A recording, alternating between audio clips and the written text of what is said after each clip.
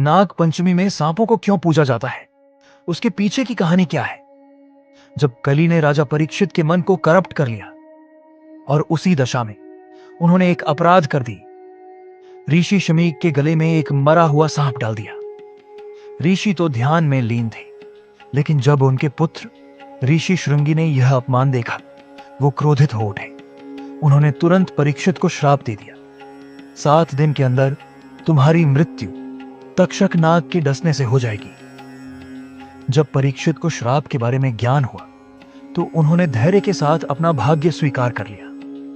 अपने अंतिम 7 दिनों में परीक्षित ने राज्य जन्मेजय को सौंप दिया, खुद को सांसारिक दायित्वों से मुक्त कर लिया और चले गए गंगा किनारे सुखदेव मुनि से श्रीमद् भागवत सुनने। और फिर अंतिम दिन में रूप बदलकर और राजा की सुरक्षा को चकमा देकर तक्षक नाग ने राजा परीक्षित के प्राण ले लिए। पर कहानी यहां खत्म नहीं होती। उस कहानी का अगला अध्याय लिखते हैं जन्मेजय, परीक्षित के पुत्र। उन्होंने पिता की मृत्यु का प्रतिशोध लेने की ठान ली। उन्होंने किया सर्पसत्र, एक महायज्ञ जिसमें मंत्रों के बल से पूरी सृष्टि के सांपों को इस यज्ञ की अग्नि में भस्म किया जाने लगा। तक्षक ने शरण ली इंद्रदेव के महल में, लेकिन यज्ञ की शक्ति इतनी प्रचंड थी कि इंद्र और तक्षक दोनों खींचकर यज्ञ में जा रहे थे। देवलोक में डर का माहौल था। उन्होंने याद किया मनसा देवी को, जो कि एक नाग माता थी।